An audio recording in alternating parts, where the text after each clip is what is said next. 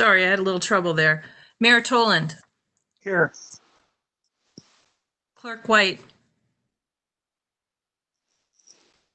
Amy. Here.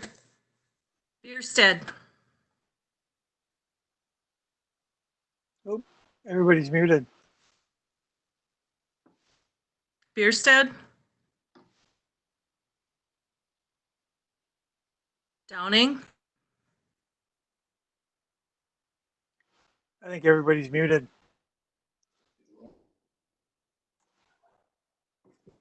Gagne. Morissette.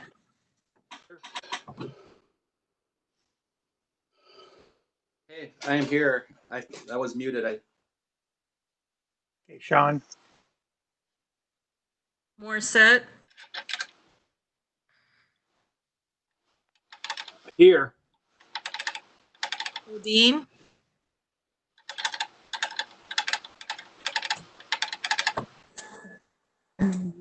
This is John. Just 1 second. I'll bring Diane in. And I am live now too, so here. Thank you. I've got you, Mr. Bierstead. Mr. Plunkett's here.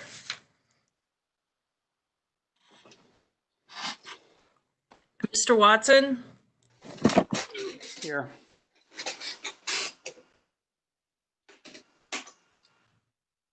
Thank you. The purpose of the meeting this evening is to motion to adjourn the Board of Review until Thursday, August 6th, 2020 at 4 p.m. I will accept a motion at this time.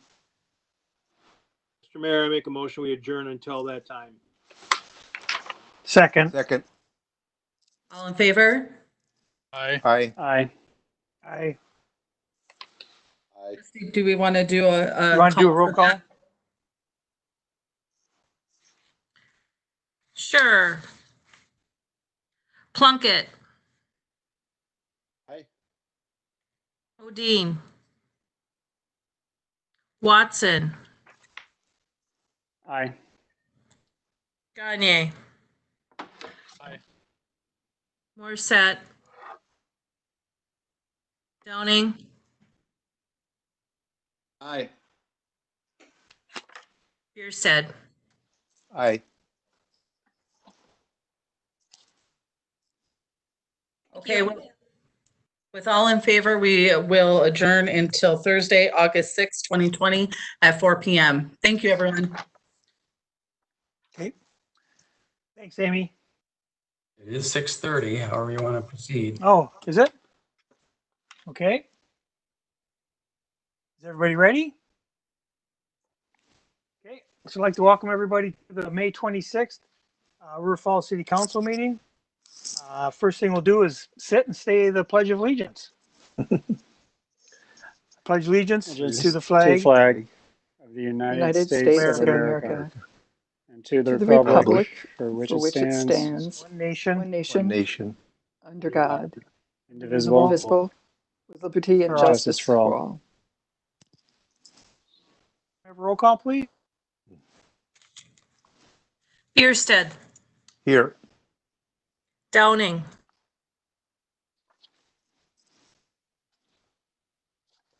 Downing. Remember to unmute yourself. Here. Gagne.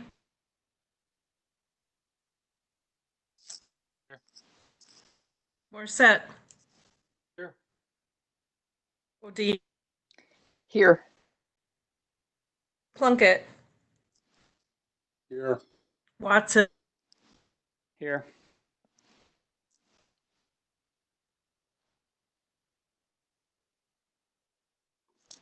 Okay, next we have approval of the minutes from the April 21st organizational meeting and the April 28th regular council meeting. I move approval. Second. Got some modifications on those here. Okay, Let's see, on the April 28th meeting, Michael Page was not present and I was. is that it? So you want to make a motion to the amendment to the April 28th regular meeting minutes? Correct. Okay, I'll second that. okay. Anything else? We got a first and second on the amendment to the April 28th. All in favor? Aye. Aye. And all in favor for the April 21st organizational meeting minutes? Aye. Aye. Aye. Okay. So we have two bills to approve. We'll do the May 12th first ones. May 12th first. Those are with Councilmember Downing. John? Mr. Mayor and Council, I move for the approval of the bills for May 12th in the amount of $2,043,280.65, subject to the Comptroller. Second. Okay, we got a first and a second. Christy, do you want to do a roll call on all these? That'd be a lot easier for you. Sure.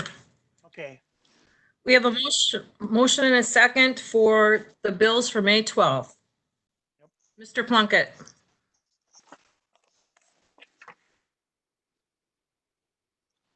Plunkett.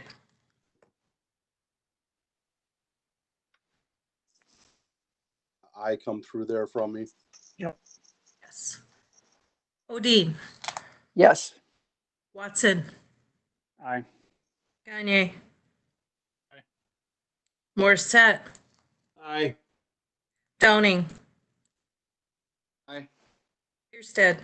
Aye. Thank you. Okay, and then we have bills from May 26th. Mr. Gagne. Mr. Mayor, I move for the approval of the bills in the amount of, one sec here, sorry. $769,587.81. Second. Okay. Christy, we got a first and a second on the May 26th bills. Ms. Odine. Aye. Downing. Aye. Morissette. Aye. Gagne. Aye. Watson. Aye. Bierstead. Aye. Plunkett. Okay, now we'll go into public comments.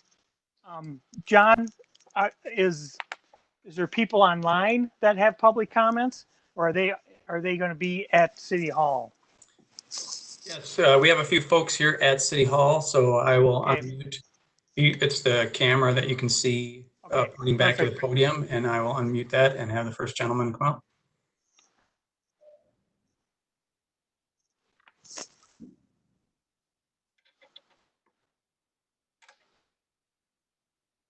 Could you please state your name and address? Thank you.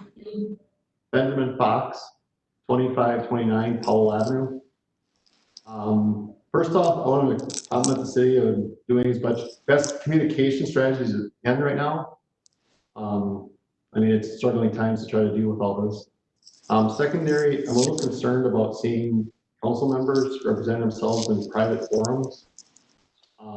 There's a possibility of quorum there, so that you have a communications director. And there was problems in the past with people going off script or whatever you want to determine as, and that's just a little concerning. And then finally, two items. I see that there's emergency repairs on Powell Avenue Bridge with posted limits, and I know if we go into a little bit of that. And then there's a delay of the North Interceptor sewer company. So with that, I'll leave it to you guys. Thanks. Thanks, Mr. Fox. Who's next?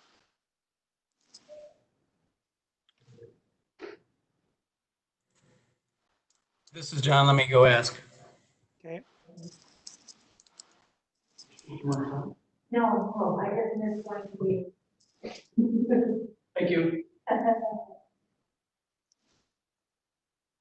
Nope. It is? Okay. Thank Mayor? you. Chairman Gagne, I have a public comment, if I may. Go ahead. Received a couple complaints regarding some projects going on both ends of my neighborhood. One of them happened to send an email regarding heavy trucks dump trucks on the hour, every hour, coming through a residential neighborhood. I appreciate that contractor slowing the trucks down to 20 miles an hour. Still receive some concerns from them folks, why they weren't going around through Cemetery down to South Main. It appeared that towards the end of the day that happened, and I know the city sent some communication requesting that they do that. I would continue my concern, as well as the neighborhood concern, to not have those big heavy trucks going from South Main project to the South 6th Street project. We get a lot of kids in the neighborhood and people in and out all day. To have these big heavy trucks go down a residential neighborhood that's not made for a big heavy truck like that all day is a concern to not just myself, but quite a few people in the neighborhood. That's all. Thanks. Okay, thanks. Yeah, and I believe the city talked to them, and so did Amy Peterson, got on top of that. So hopefully that's taken care of. Okay. Now we will close the council hearing and open up a public hearing on the annual liquor license and beer license renewals. Is there anybody in the audience has anything like to say about this? John, I'm assuming nobody there has anything to say?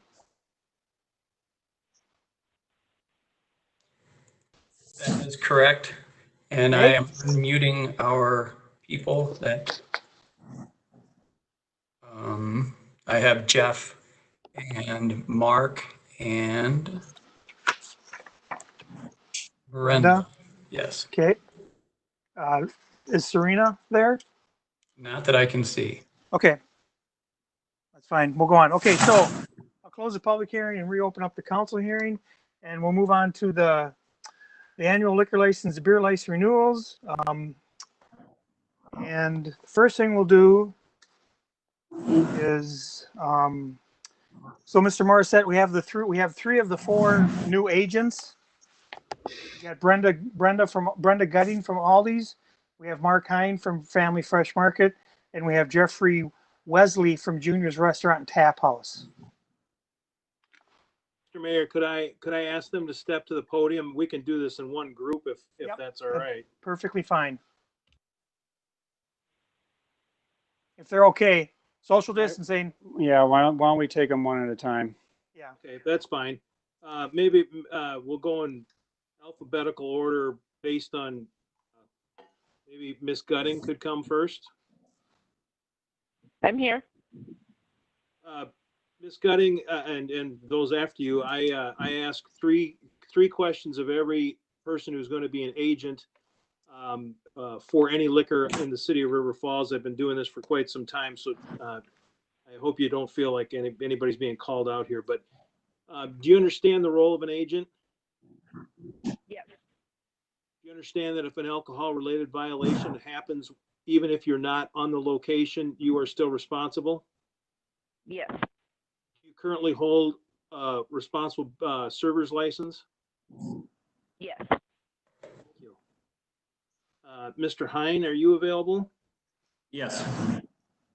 Mr. Hine, you heard the three questions, but I'll run through them real quick again. Do you understand the role of an agent? Yes, I do. Understand that if you're not present at the location and there's an alcohol-related violation, you are still responsible? Yes. Do you hold a responsible server's license? Yes, I do. Thank you. Mr. Wesley, are you available? Yes, I am. Thanks. Going to be kind of repetitive here, but do you understand the role of an agent? Yes, I do. Do you understand that if you're not on the location and there's an alcohol-related violation, that you are still responsible? Yes, I do. Do you hold a responsible bar server's license? Yes, I do. Thank you. Thank you, You're welcome. Mr. Mayor. Okay, thanks guys for coming and doing that. Okay, so now we'll move on to our motions for the different groups.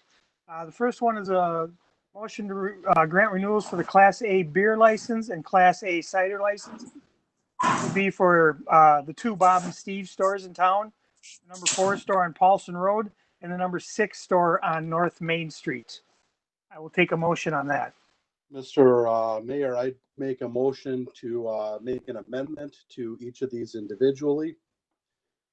That amendment will be to require mask usage by employees and customers at those locations at all times, and to restrict alcohol sampling until the city council votes to amend either one of those two provisions.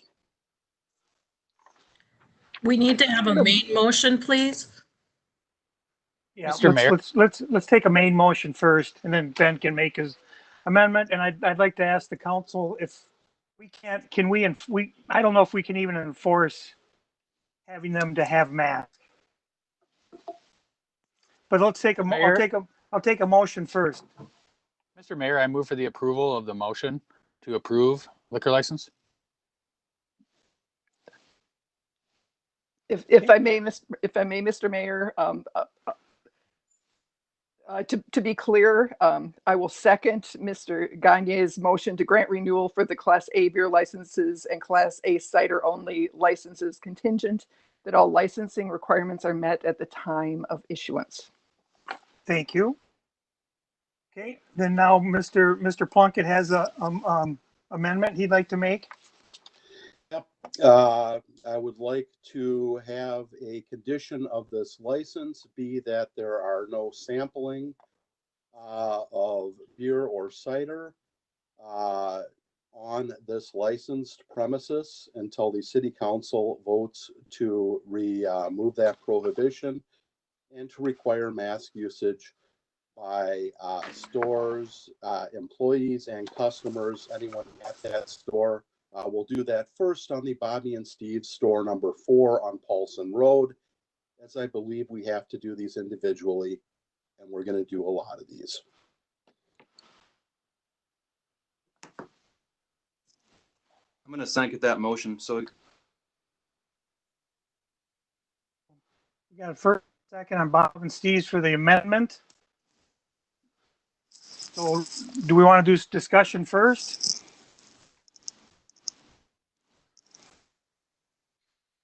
Mr. Gagne. Will not be voting in favor of this for the fact that we haven't required it of any other establishment in the community. There are strict guidelines out from our county health officials as well as from the city of River Falls. There is nothing that we can do to force the hand of other businesses in the community to discriminate or to impose this on just a few would be an injustice. I'll be voting against this. Just not clear how enforcement would be. Yeah, that'd be a question for our lawyer, Miss O'Dean. Yes, Mr. Mayor, I understand Mr. Plunkett's concern and I share it, but I believe if we're going to have a mask requirement, that it be implemented on all businesses and not just as a condition of the liquor license. Yep. Okay. Anybody else on this one? So before we go any further, Scott, can I ask you one quick question, or our city council? If Mr. Plunker wants to make an amendment on each individual store, do we have to do each individual one in each group, or can we do it as a group? Is Chris there? Yeah, Attorney Gerhardt is available. Chris, do you want to answer that question? I think I know the answer, but I think I would make the amendment to each separate motion because you're trying to make an amendment to a motion that hasn't been made yet. So it should be. No, I understand. But when we get like group 2 has 1, 2, 3, 4, 5, 6, 7, 8. The next group has 9 different bars and businesses in it. Do we need to go through each one of those individually with Mr. Plunkett's amendment, or can we make one amendment for the whole group? You can make one amendment for the whole group. Okay, thank you. Okay. I have a question for. Yes, Mr. Downing. Mr. Simpson. Mr. Simpson, would this amendment be following in the guidelines of our Crushing COVID city plan?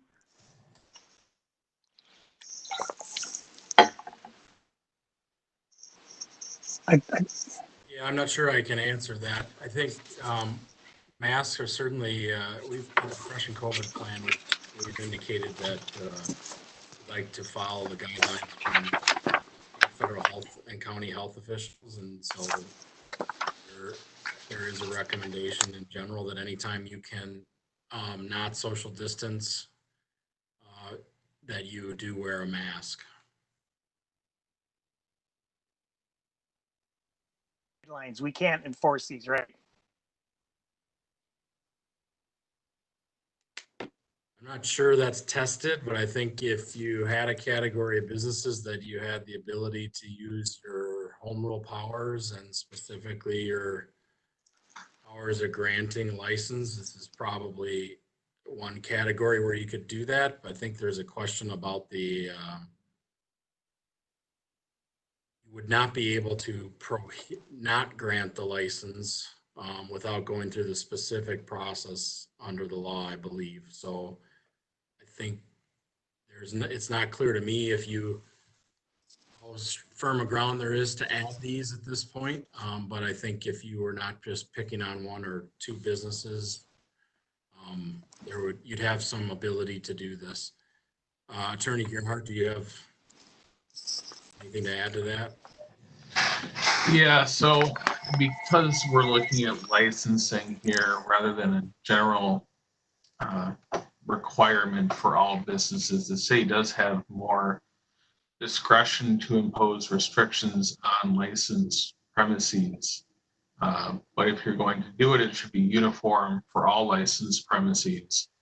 That said, this hasn't been tested, and the city would be wandering into a very much a legal gray area, which also begs the question of if you enforce it, how do you actually enforce it and police it on a practical level? And I'm not sure that it's practical to do that, but maybe if Chief Young is on, he can chime in on how that would actually look in practice. Can I ask Police Chief Young how he feels about the enforcement of such policy would be? Well, as long as the city attorney would have a perspective that it could be enforced, this obviously is something that I would have to look into. And the city council does approve.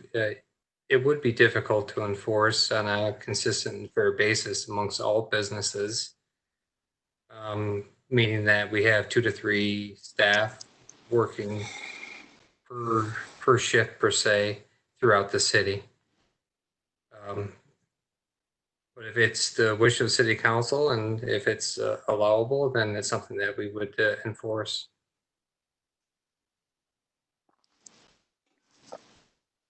Mr. Mayor, may I ask a follow-up question of our city council? Yes, please. Council. Chris, you talked about imposing this uniformly on licensed businesses. Can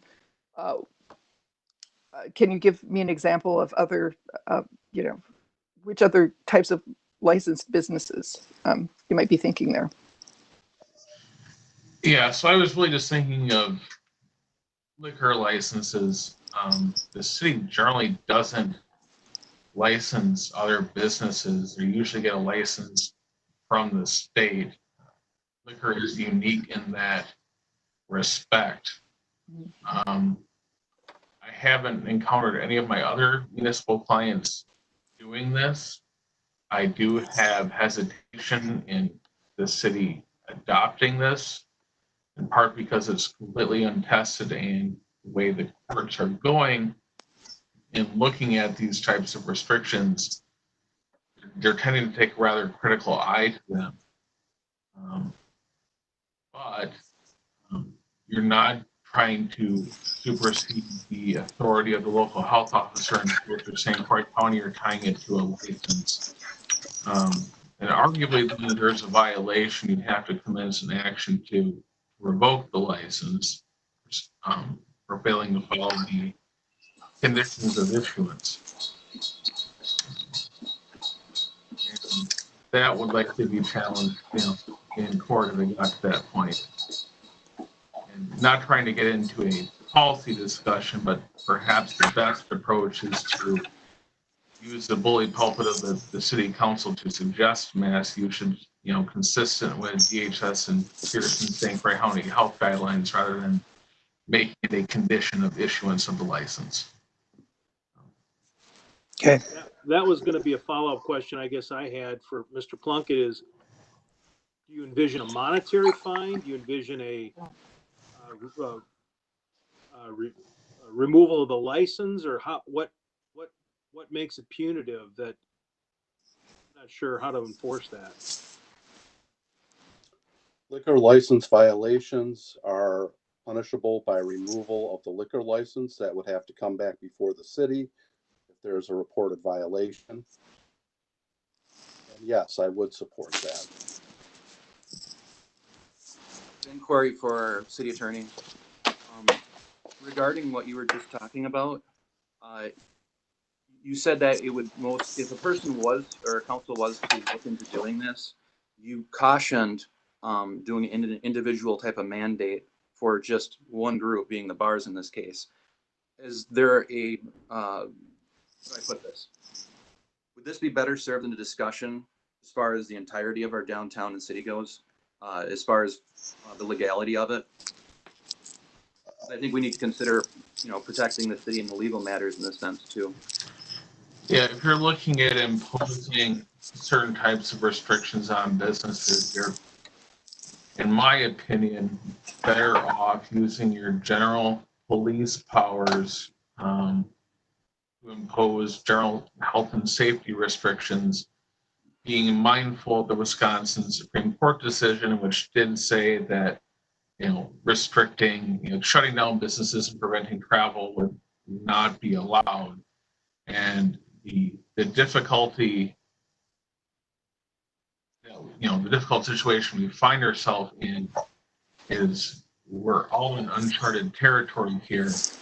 And the further you go as far as the restrictions you impose on a business, the more likely it is to be challenged. So it's a balancing act, and no one quite knows where that line is yet and what's acceptable.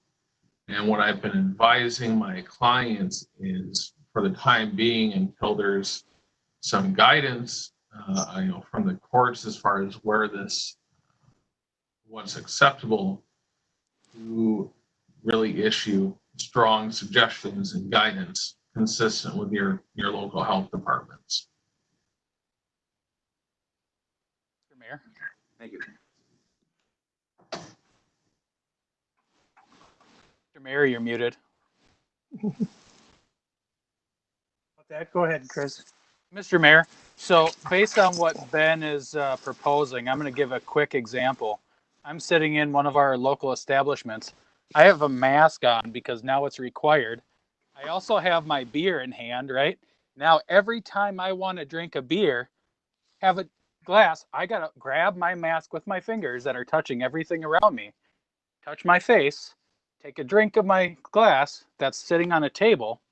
Now I got to grab this again and put it back up. So this, in fact, is probably going to do more harm than good. You saw what I had to do here. I'm touching my face, right? My beard. I'm pulling this back up. Now I have to do this. So if you're going to do that, we should probably do a lockdown instead. And I'm not in favor of that either. Mr. Mayor, if I may, I question how someone can drink in an establishment where sampling alcohol has been provided under the Class A cider licenses, as according to the amendment that I have made for this class of licenses.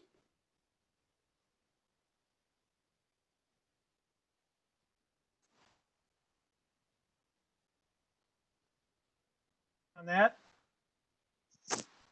So for the amendment, Christie, do you want to do a roll call on the amendment? We still have a little bit of discussion, Mayor. Oh yeah, go ahead. Sorry. From just looking at this from a legal standpoint, I just want to encourage the council to think about looking at this as a discussion maybe for the entirety. Like our attorney was saying, what would be best if a decision, whether we do it or not, maybe should be in a separate discussion, but not necessarily in an individual one in this case. Okay. Thank you. Sorry, I didn't mean to cut you off. Does anybody else have anything else they'd like to say about this? And to clarify at this point, Mr. Mayor, this amendment is for Bobby and Steve's store number 4 on Paulson Road. Yep. I will make a identical amendment to the Bobby and Steve store number 6 on North Main Street. Yep. So this is for number 4. Mr. Mayor? Yep. So we would be requiring this of all gas stations at that point from entry. I don't understand if they're not consuming alcohol in this location or these locations. Are we going to require masks in every other store in the community that people have to walk in and out of? That's a tough one for me. I was in a Hayward community on my way home from the Northwoods this last weekend, and individual stores made the decision to put signs on requiring hand washing with their sanitizer at the door and wearing masks or you didn't enter. That was a personal choice from their establishment. I'd be in favor of individual businesses making those decisions, but not as a city council member imposing it on a few businesses. Okay, thank you. Anybody else?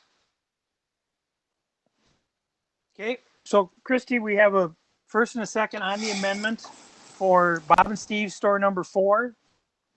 You want to make a roll call? Okay, just to be clear, our attorney said we could do the whole group. Is it Ben's intention to do both stores?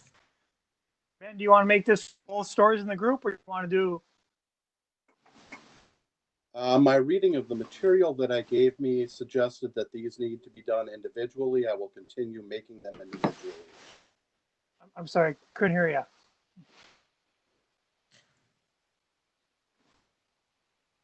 So this will just be for number 4. Go ahead, Christy. Gagne,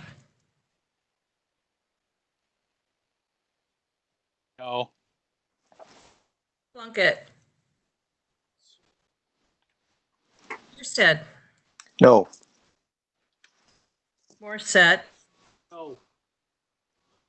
Downing, No. Odine, No. Watson. No. Thank you. Now, well, so I have an amendment. Mr. Mayor? The first and second, was that on both the whole group? Yes. Okay, so go ahead and make your amendment for the next one, Mr. Plunkett. And that is for West Bobby and Steve store number 6 on North Main Street to restrict sampling of the cider and beer on site and to require mask usage while alcohol sales are conducted at this site. Okay. During the hours that alcohol sales are conducted at this site. Okay, so I have a first and no second. So we'll move to the original amendment or the original motion. We have a first and a second for this group for the Class A beer license and the Class A cider license only. Christy, will you do a roll call? Watson, Well, point of question, inquiry. I would just want to, I'm willing to give a second to this, but I want to encourage Councilmember Plunkett to look at a bigger piece of legislation and not individual ones. But I'll still be voting no on this. So what we're going to vote on now is the original motion to grant the renewals of Class A beer license and Class A cider license to both Bob and Steve stores, number 4 and number 6. Go ahead, Christy. Mayor Downing just seconded Ben's Oh, you amendment. did? Mm-hmm. Okay, well, then let's vote on the second. Okay, Mr. Morissette, No. Watson. So was that a no? Correct. Watson is a no. Sorry. Plunkett,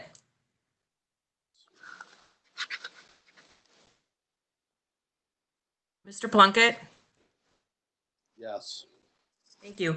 Mr. Gagne? Oh, Ms. Downing, or Ms. O'Dean, I'm sorry. No. Mr. Bierstadt? No. Mr. Downing? No. Okay. So now we'll have a vote on the original motion, renewing the Class A beer license and Class A beer cider for both Bob and Steve's store, number 6 and number 4. Go ahead, Christie. Watson?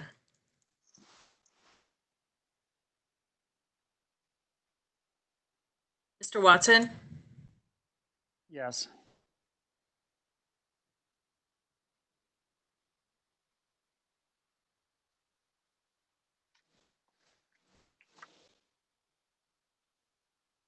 Did you get that? No, I didn't. I'm sorry. On the original motion, yes. Correct. Mr. Plunkett? No. Mr. Bierstadt? Yes. Mr. Morissette? Yes.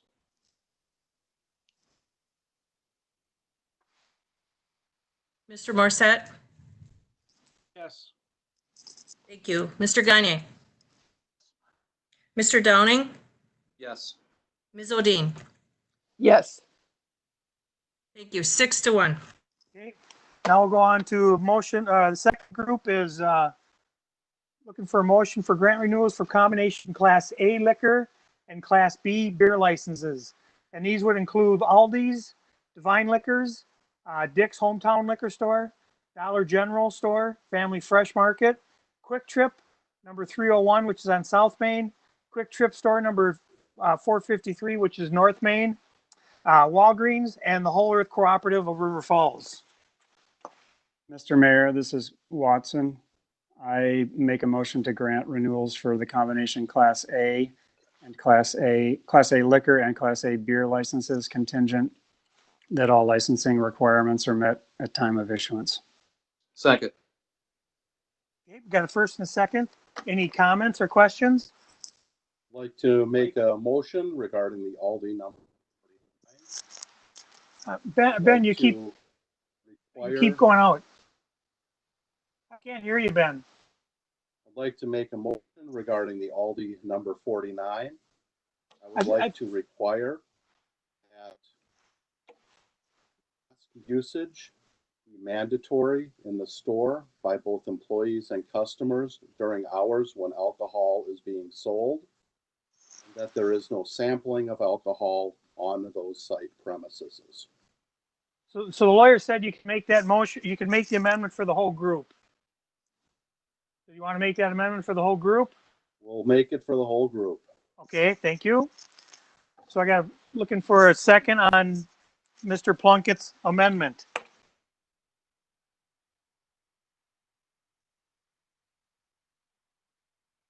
Okay, there's no second, so I have a first and a second on the original motion. Is there any other discussion or comments? Yes, Mr. Mayor, if I could. Yes.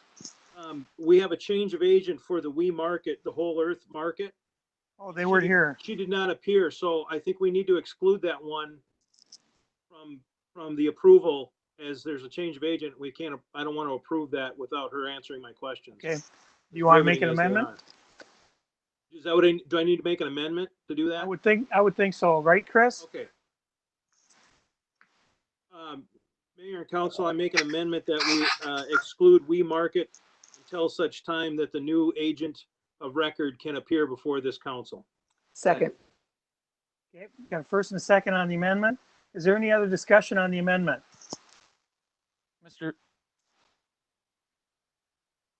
I heard somebody. Okay. So Christie, can we do a roll call on the amendment to take the We Market off of this group until their agent can come before us? Yes. Mr. Bierstadt? Yes. Mr. Downing? Yes. Mr. Plunkett? Yes. Ms. O'Dean? Yes. Mr. Gagne? Mr. Watson? Yes. Mr. Morissette? Yes. Thank you. The amendment passes. So now on the original motion, we have a first and a second for renewals for the combination Class A liquor and Class A beer licenses. Does anybody else have anything else they'd like to say about this?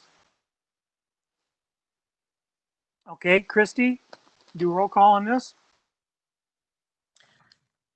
Bierstead, Yes. Downing, Yes.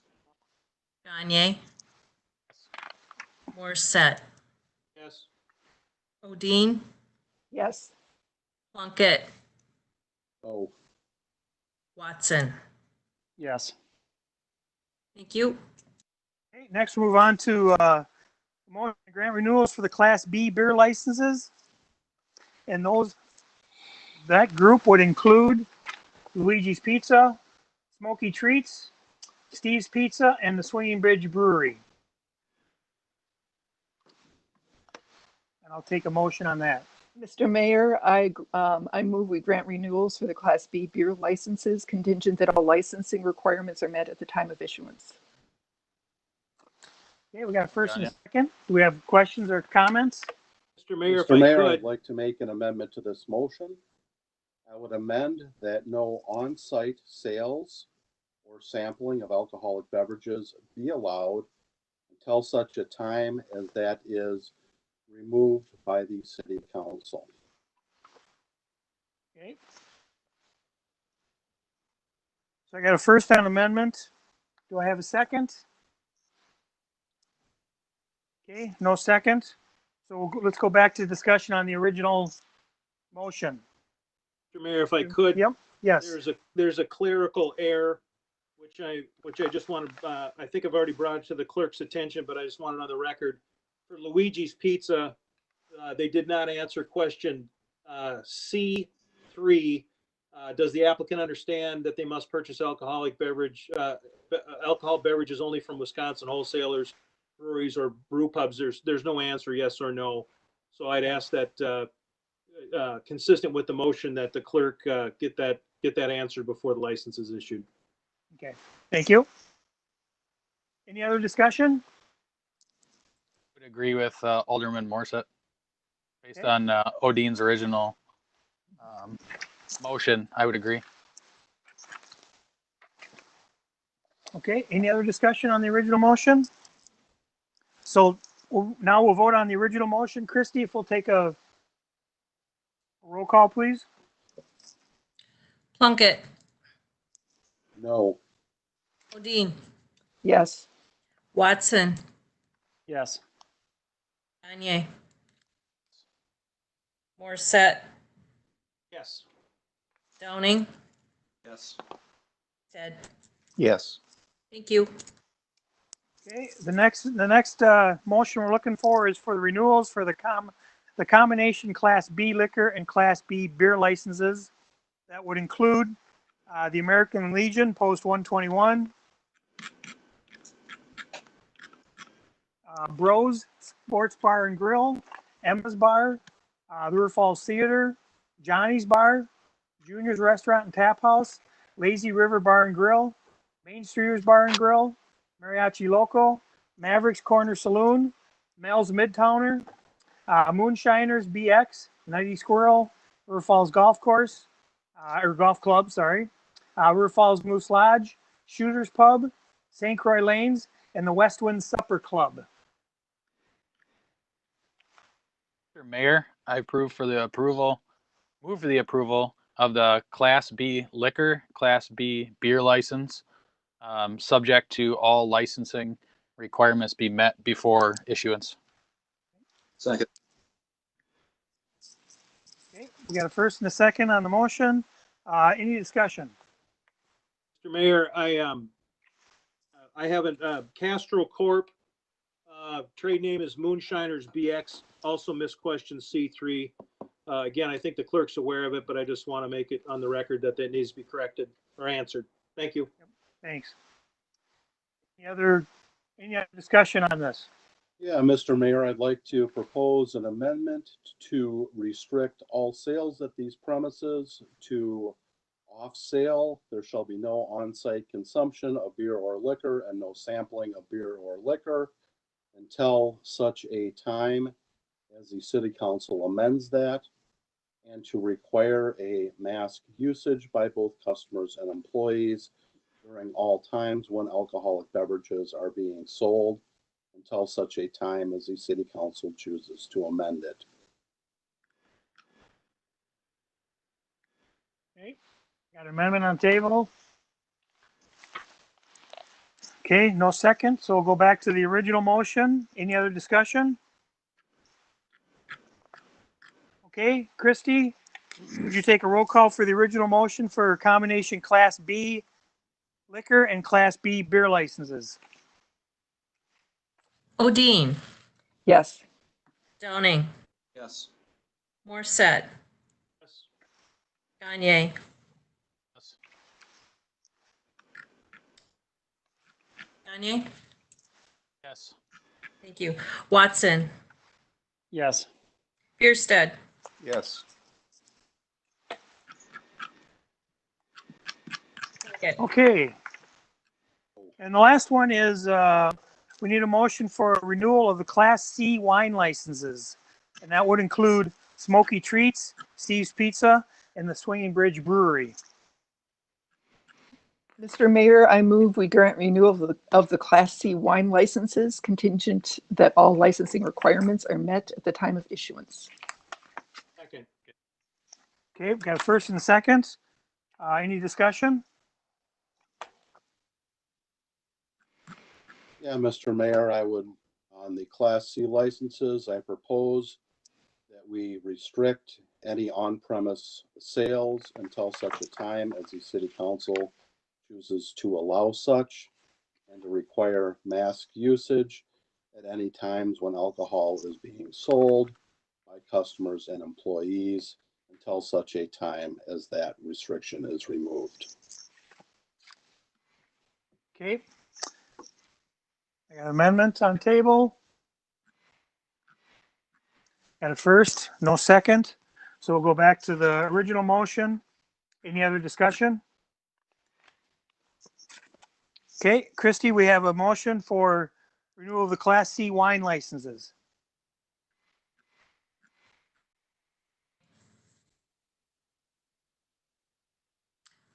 Gagne, thank you. Plunkett, Oh, Bierstead, Yes. Morset, Yes. Downing, Yes. Odine, Yes. Watson, Yes. thank you. Okay. Well, now we'll move on to the consent agenda. The first one is acknowledgement of the following minutes. The Police and Fire Commission from 9/3/19. The Library Board from 4/6 of 20. The River Falls Housing Authority from 3/11 of 20. Next one is a resolution regarding liquor license fees for 20 and 21. This resolution will allow a temporary adjustment in renewal fees for Class B and Class C license holders. Next one is a resolution approving agricultural lease agreement for the Whitetail Ridge, or the Whitetail Corporate Park properties. This resolution would approve the agricultural lease agreement with Jake Schweizer for city-owned land in Whitetail Corporate Park. Does anyone want to pull anything? Otherwise, I'll take a motion. Mr. Mayor, I make a motion, we accept the consent agenda as presented. Second. Okay, we have first and a second. Any discussion? Okay, Christie, we have first and second on the consent agenda. Morset, Yes. Watson, Yes. Plunkett, yes. Gagne, Yes. Odine, Yes. Bierstead, Yes. Downing, Yes. Okay. Thank you, Christie. Okay, now we'll move on to ordinance resolution. The first one is a resolution to amend specific implementation plan for 1300 South Main Street. This resolution would approve an amendment to the specific implementation plan. I'll take a motion on this. Mr. Mayor, I move to adopt the resolution for approval of a specific implementation plan amendment for 1300 South Main Street.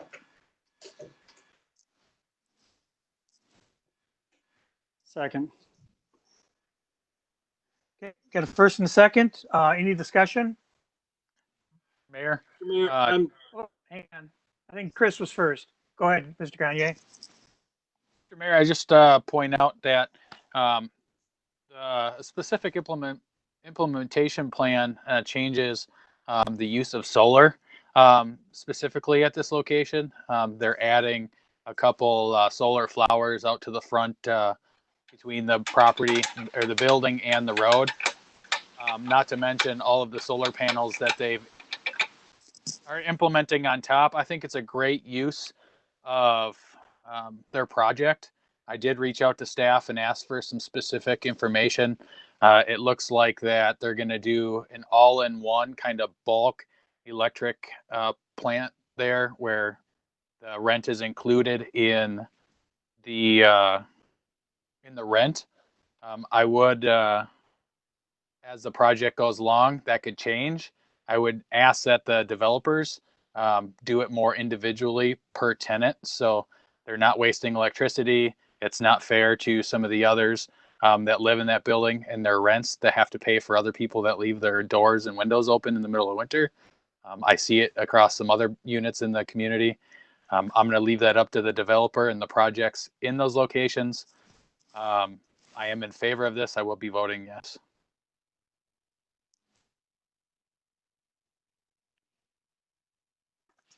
Mr. Mayor, I have a quick comment. Yep. Mr. Down. I just want to applaud the work put into it. Even though it's a minor amendment, it does follow the city's comprehensive plan regarding renewable energy, and I appreciate what they're doing. Thank you. Thanks, Sean.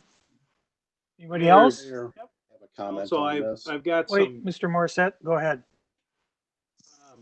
I applaud their use of the solar panels on the roof. This is a key project on South Main. I do have some concerns about the aesthetics of these sunflowers in the front yard. It doesn't appear to me that those, I find them a little less aesthetically pleasing is probably the best way to put it. I like the solar panels on the roof, and to Mr. Downing's point, it goes to the sustainability that we passed. But I do kind of question the need for those solar sunflowers or smart flowers. I guess I'm in favor of it, but I am hesitant about the smart flowers. Okay. Mr. Plunkett? Thank you, Mr. Mayor. Both the sunflowers and the rooftop solar are what people that are actually environmentally conscious know as vanity solar projects. This is the least efficient, most expensive way to install solar capacity. As a city, we can do much better with utility scale solar installations. We can get more solar cells for the same dollar and meet our comprehensive plan goals of affordable housing in a better manner by not raising the price of housing units by doing things in an inefficient manner. I appreciate the attempt at greenwashing here. However, it is greenwashing and not the most efficient way to get the most solar for our dollar, for the developer's dollar in this case. And I understand that people love greenwashing and buy into it. I was born yesterday. Okay. Anybody else have anything like to say? Any discussion? Okay, so we got a first and second on this, Christy, if you would like to do a roll call. Watson, Yes. Plunkett. I'm sorry, I didn't get that, Mr. Plunkett. Thank you. Bierstead, Yes. Morissette, Yes. Gagne, Yes. Downing, Yes. Odine. Yes. Thank you. Okay, next is a resolution approving the bid for sanitary sewer and water main relocations for the Hanson Drive and the Jug Handle. This resolution would award the bid for Hanson Drive to Pembroke Companies in the amount of $90,000. I got the wrong numbers here. $90,234.95. Mr. Mayor, I move approval of the resolution approving bid for sanitary sewer and water main relocation for Hanson Drive. Second. Okay, first and a second, discussions? Anybody have anything? This is Mr. Watson. Yep. Mr. Watson.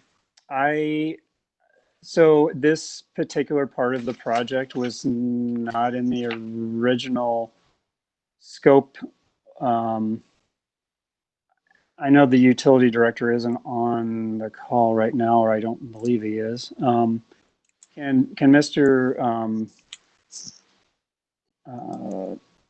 the city administrator speak to how we're going to deal with this $90,000 in terms of the budget? Yeah, I can. And Mr. Westhouse, I believe, is available too. But we're proposing that this is coming out of reserves. It'll reduce cash for each of the utilities. This is John. Kevin is on. He can unmute himself and speak. I did talk to Sarah Carlson about this. We met and we did look at our reserve accounts, and in the table, on the sources and use table, we did clarify that will come out of cash reserves. Thank you. Anybody else have anything about this one? Okay. Christie, we have a first and a second on resolution approving a bid for the sanitary sewer and water main relocation. You want roll call? Bierstead, Yes. Downing, Yes. Plunkett, Yes. O'Dean, Yes. Gagne, Yes. Watson, Yes. Morissette. Yes. Thank you.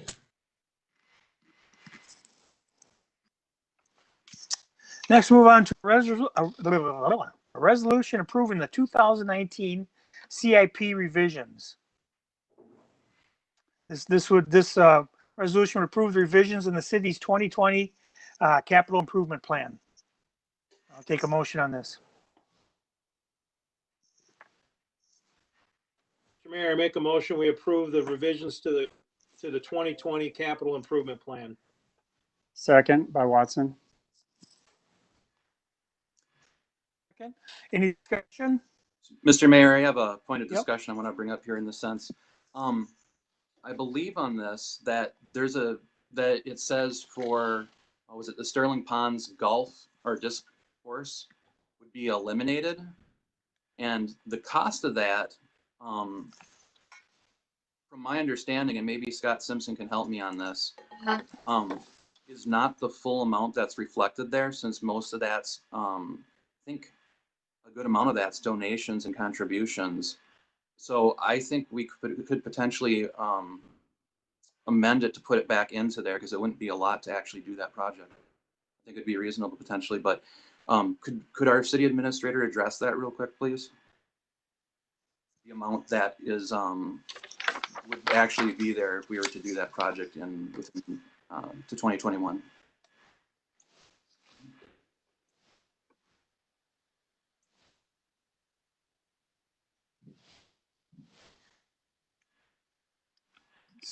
Scott, did you hear him?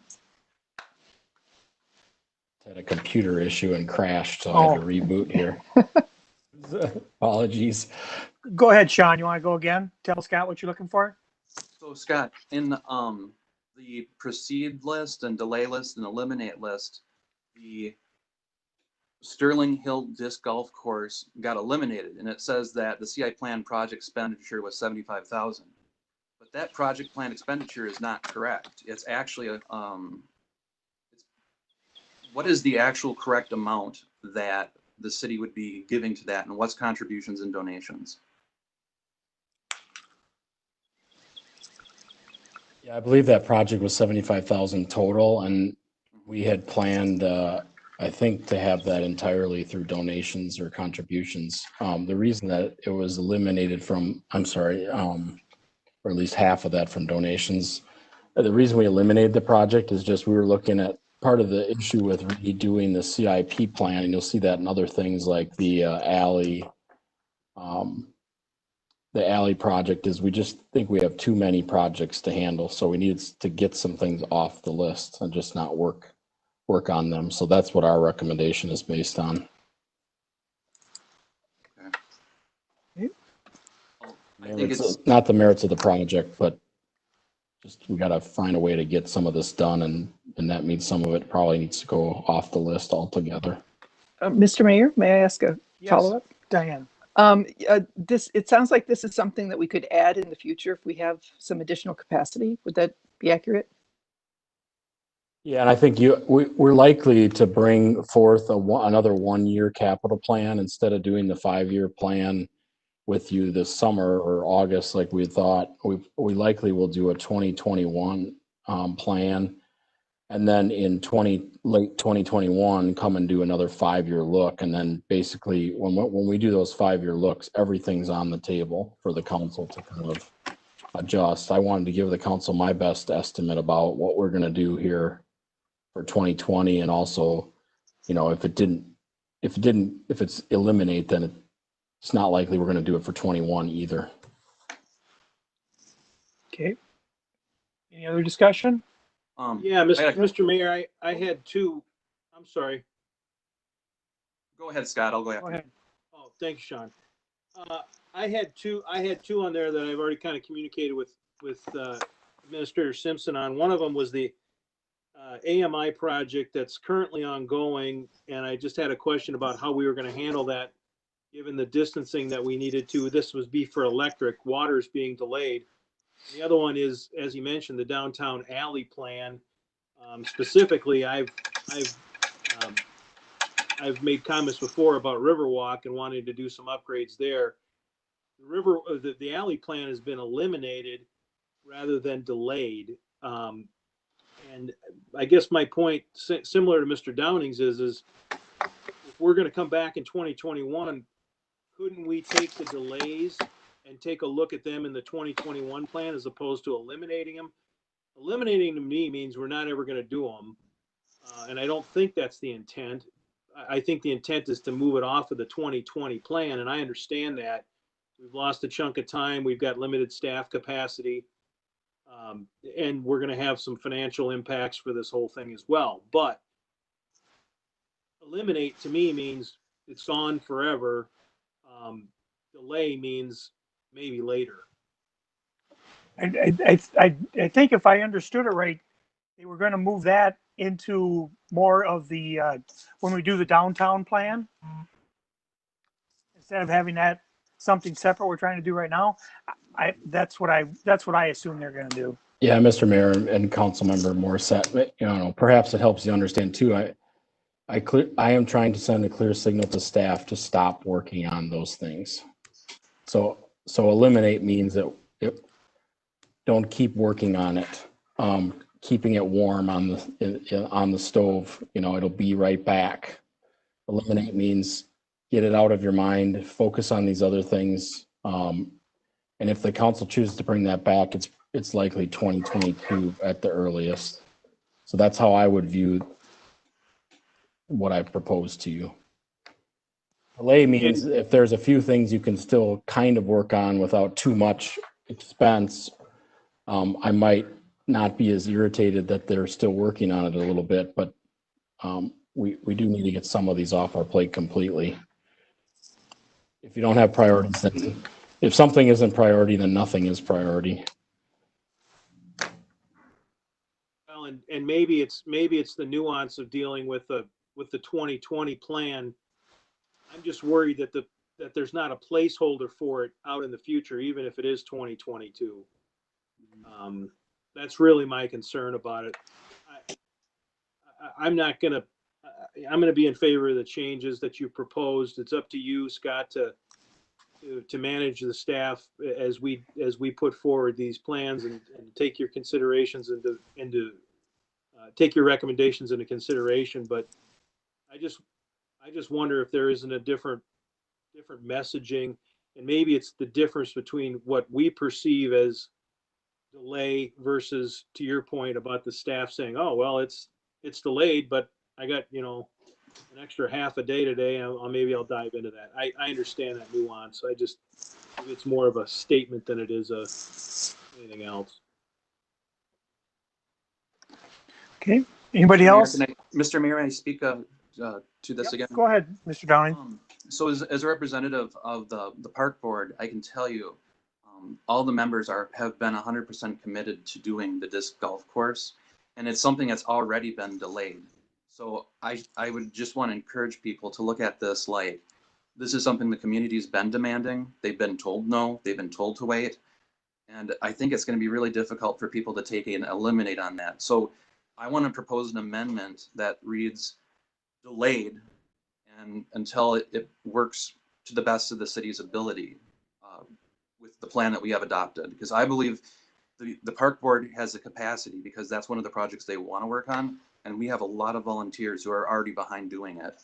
I don't think the momentum is going to stop. I think we should work with them, but we should also tell them this is the capacity we work at and find that middle ground. I think it'd be really important for the city to find the middle ground on this. So I move to make an amendment to use the word delayed instead of eliminate, and use the judgment of our city administrator if we can work it into our plan for the CIP 2021. I'll second that amendment. Okay, any discussion on the amendment? Mr. Mayor, Go ahead. I'll speak in favor of what Mr. Downing is saying as well. I totally understand where Administrator Simpson's coming from to get it off the plates. I think we can give clear direction to staff that these delayed items will come back at a certain time, but they are off their plate at this time, delayed. My dad and two other gentlemen installed a disc golf course at Willow River State Park, all on volunteers' backs. The state park did none of the work. They brought in asphalt pads, they cut down the paths, they did all of that work. And obviously that course has been since removed because they didn't want to enforce some issues that they had out there on a state park level. But that, to speak positively on this, it was all volunteers that did that work. They put all their own blood, sweat, and tears into it, all their own money. I think they got a bunch of baskets donated. And I think we could potentially let them do something like that here. I don't know what kind of liabilities or something that comes along with that. But I think it kind of becomes more of their own as well when we enable citizens and groups to come out and do this, kind of like we have with the biking out in Whitetail Ridge there. So I think if volunteers wanted to get moving and we could have one staff member kind of remotely work with them on it, I'd be in favor of that as well. I'm going to make a comment, and it's going to almost seem contradictory to what I just said.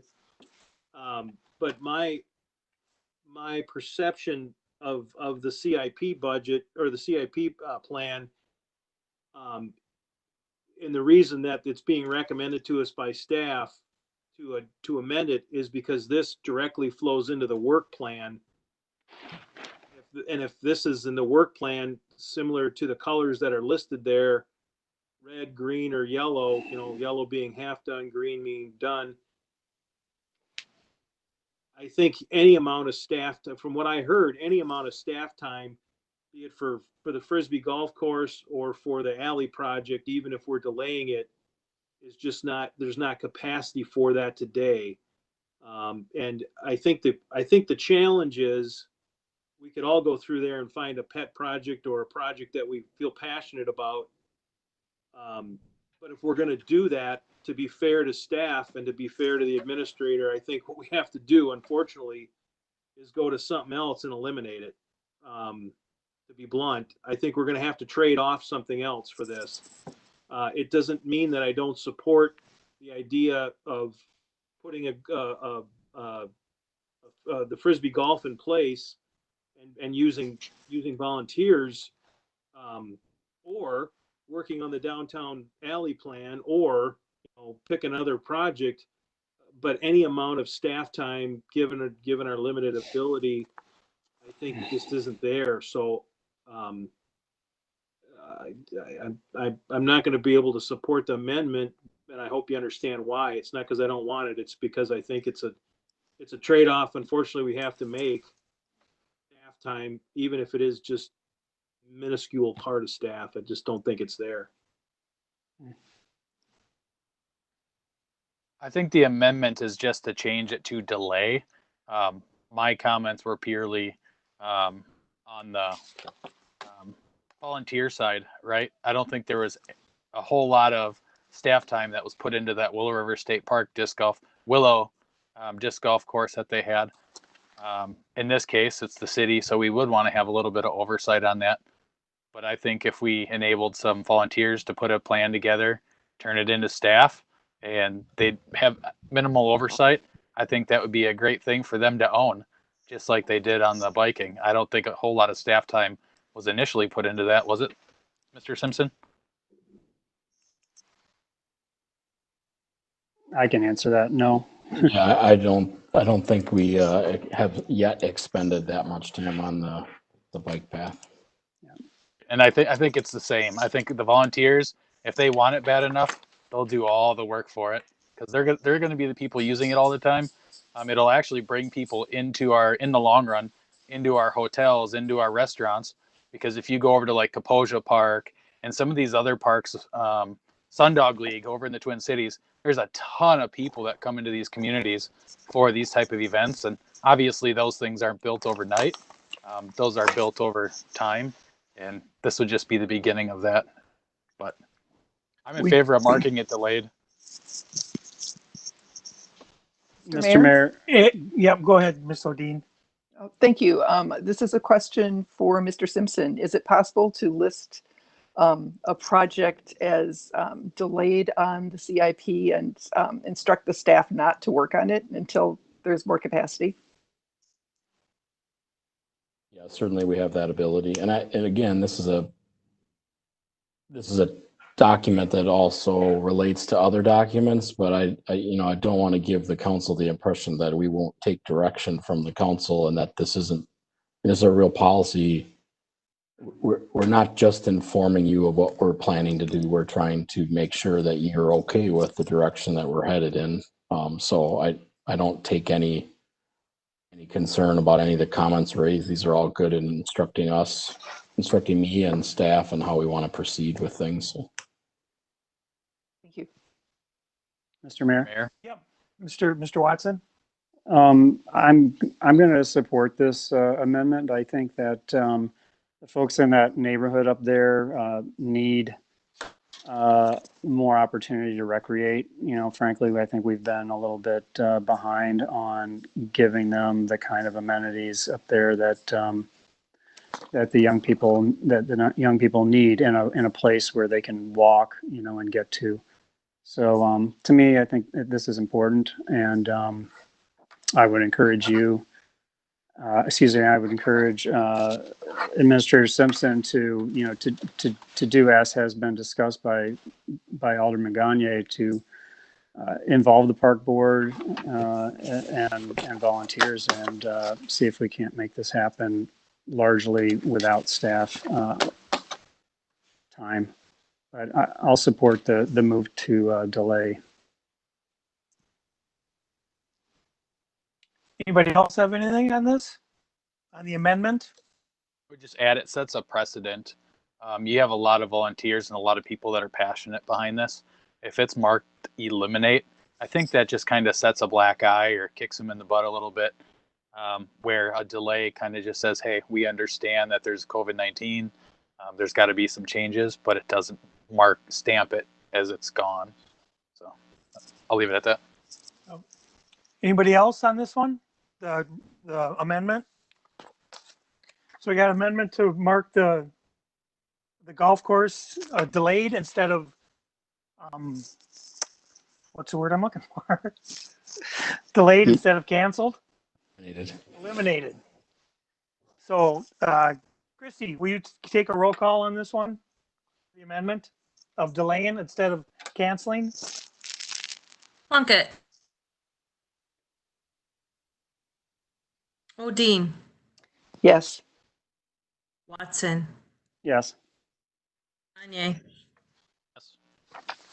Morissette. No. Downing. Yes. Bierstead. Yes. Thank you. Okay, now we'll go back to, we have a first and second on the original motion approving the 2020 CIP plan. Any other discussion? Christie, will you do a roll call on this? Bierstead. Yes. Downing. Yes. Gagne. Morissette. Yes. Yes. Odine. Yes. Plunkett. Yes. Watson. Yes. Thank you. Okay, next resolution acknowledging the modifications to the 2019 through 2021 strategic initiatives. I'll take a motion on this. Mr. Mayor, I move for approval of a resolution authorizing the recovery revolving loan program. Oh, nope, the one above it, number 9. Oops. Oh, I'm sorry. Okay, I move that we adopt a resolution acknowledging modifications to 2019-21 strategic initiative as amended. okay. I'll second. Okay, got a first and second. Any discussion on this? Christie, we got a first and a second on the resolution acknowledging modifications to the strategic initiatives. Odine.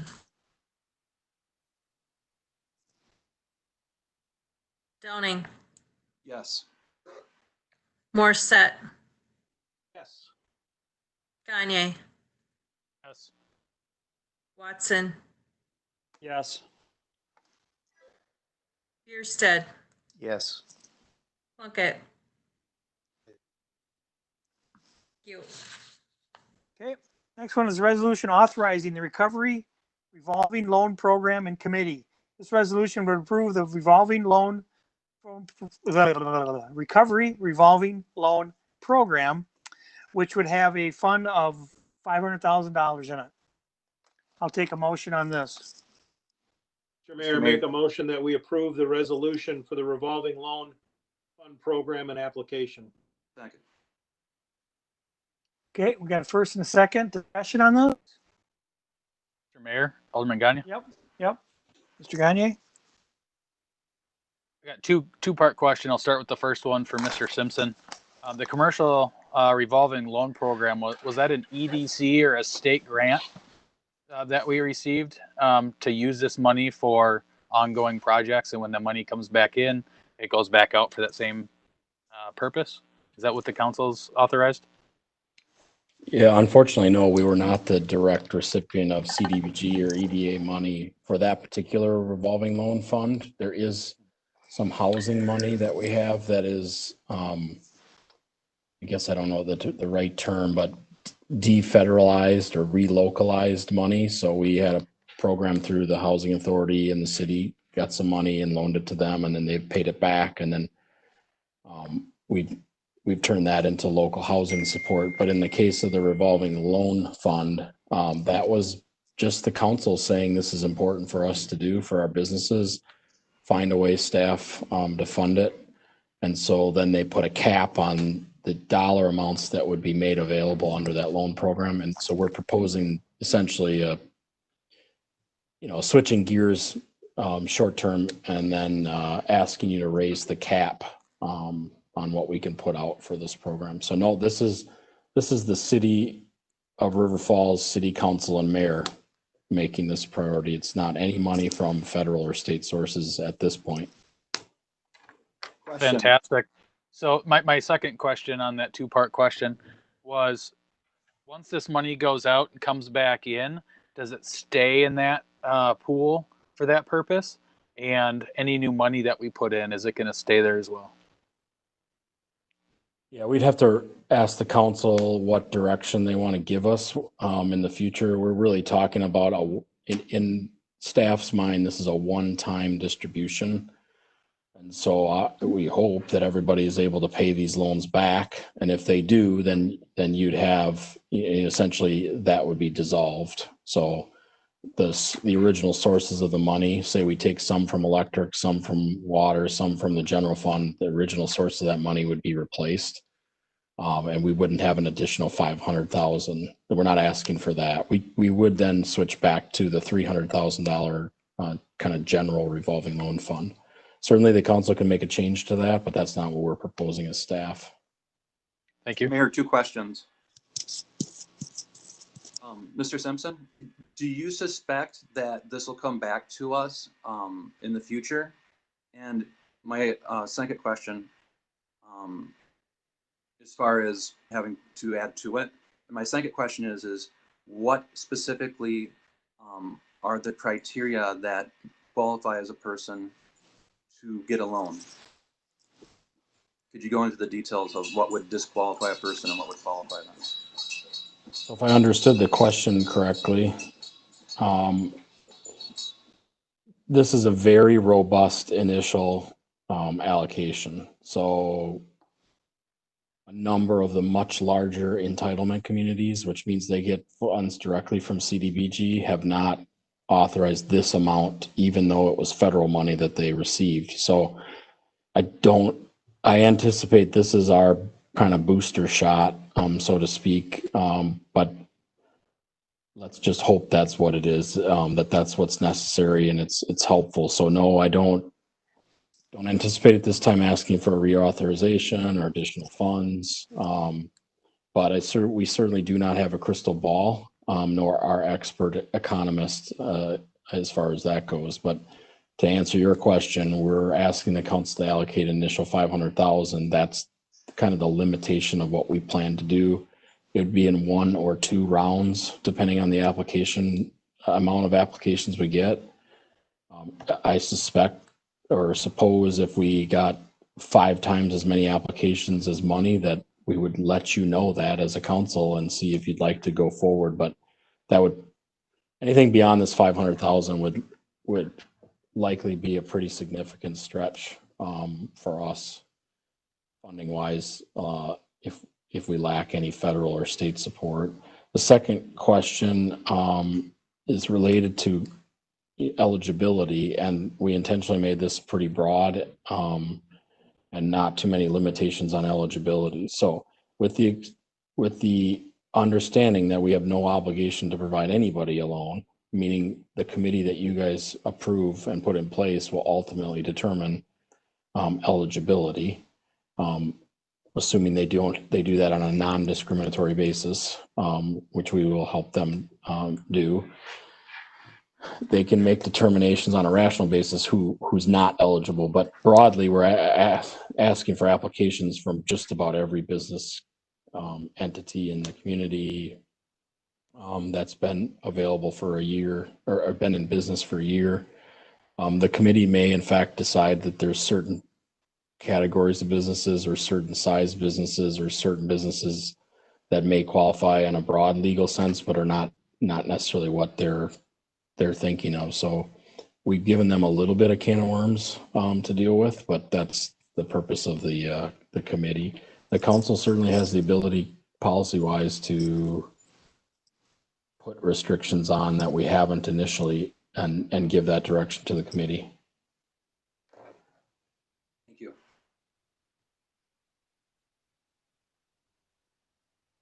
Mr. Mayor, you're on mute.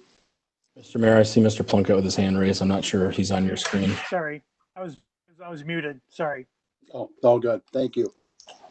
The question for Mr. Simpson, Mr. Mayor, how will these loans be collateralized? I think in the broadest sense, they will not be collateralized. That personal guarantee is being requested, but there isn't, personal or real property collateralization. There aren't assets of the business that we would be collateralizing. These are not bank qualified loans as they're proposed. So it's a good question. We don't want anybody to have any doubt about, misunderstanding about that. They are not grants. We're expecting repayment. But certainly a personal guarantee is a little bit more difficult to go after asset-wise than a direct collateralization. And maybe Mr. Morissette has anything he wants to elaborate on that, but I would say they're not that collateralized. As we met and discussed it, I don't think collateralizing it, the $5,000 or $10,000 that we're talking about, not to be cavalier about $5,000 or $10,000, but most businesses, their biggest asset is probably their building. Usually those buildings are fairly well leveraged to help support the business. The work and expense of putting a mortgage on a building, even just the basics of getting a title report and so forth, can start to get up there in dollar amounts, and I don't think that's what we want to do. Personal guarantees do come with some teeth. In my experience, I've had to go back on some personal guarantees and have been successful 50% of the time, maybe. So if that makes anybody feel more comfortable, but it's probably, given the dollar amounts, similar to what we expect from a credit card default standpoint. Unfortunately, from a pure income standpoint, we're not going to see the same reflecting rate that you would risk in a credit card. But again, I think our goals here are not to make money. It's to give that, to use Mr. Simpson's term, that boost to the economy. Mr. Mayor, if I may make a comment? So Dean? Yes, I have for the past several years been on the Revolving Loan Committee. And the amount, the size of the loans has been much bigger that we've considered in that committee. And we were in almost every case kind of the loan of last resort, the loan that gets them just over the hump, the loan that they need for that one last thing. And in general, there have been no issues with having those loans repaid. And I think it's because if they're collateralized, it's really with the reputation of the business owners. And businesses in River Falls take that very seriously. And I think that with loans this size, I actually doubt we'll have much trouble recouping on them. I think this is a great program to spread a little love during these difficult times with businesses in River Falls. One other point, if I could, just make during the discussion that we had in organizing this, if we think about it, so this fund is a new fund, and we're taking we're funding it with the 160 that remains in the $300,000 revolving loan fund that Ms. Odine just talked about, and the rest is coming from the general fund as it needed. My thought or my suggestion to the group would be that as we get repaid, the first dollar of repayment goes to refund the commercial revolving loan fund rather than the city's general fund. I think we should try to refund as much as we can into that revolving loan fund and make it available for activities that Ms. Odine was talking about. That equity piece that comes into a building, a major remodel of a building that they need help with. I mean, I think you could go up and down Main Street. I can name 2 or 3 on Main Street right now. I think we need to get money back into that revolving loan fund as soon as possible. So my hope is that as a council, we kind of agree or designate that those funds go first to refund the commercial revolving loan fund, and secondly, refund the general fund. Yep, Mr. Plunkett. Thank you, Mr. Mayor. I think we may have, between Mr. Morissette and I, a difference of opinion on the best way to support local business. I do not think that the best way to support local business is to throw government money at local businesses. but rather to ensure that customers that are local and live in our community have money to spend at them. It is my belief that that same dollar amount spent on ensuring that our citizens get the unemployment that they are currently qualified for by having a benefit specialist would get a much greater return to our business community, as well as ensuring that our residents have the funds needed to pay their bills. Okay, any other discussion on this? Mr. Mayor, Yes. Mr. Watson. I'm supportive of this. I want to make a quick note that the loan amount will not exceed 50,000. That's from the background material. So it may be 5, it may be 10,000, but it could be up to 50,000 as my understanding. I think we're setting it at 5 or 10,000. That's Okay. it. Mr. Watson, I think the 50,000 is with regard to the existing commercial revolving loan fund Right.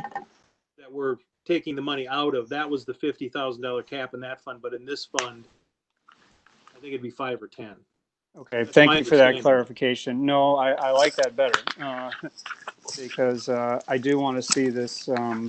Well, my second point then is simply that I do believe that our Main Street businesses are going to be in a critical situation once this is a little further along, if they're not already.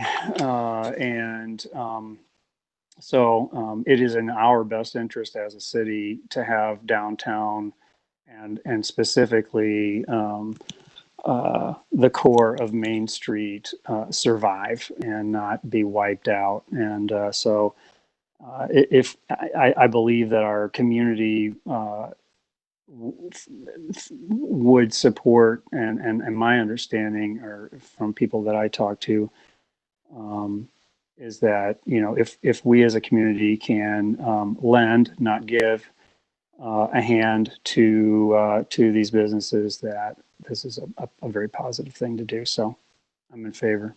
Mr. Mayor, may I? Yes, Mr. Downing.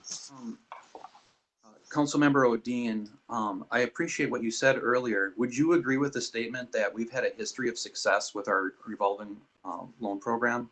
Yes, I would agree with that statement. Thank you. That's how I feel about it too. Appreciate it. Okay. Anybody else have anything on this? Mr. Mayor. Yeah, go ahead, Mr. Gagne. So Administrator Simpson or maybe Alderman Morissette answer this.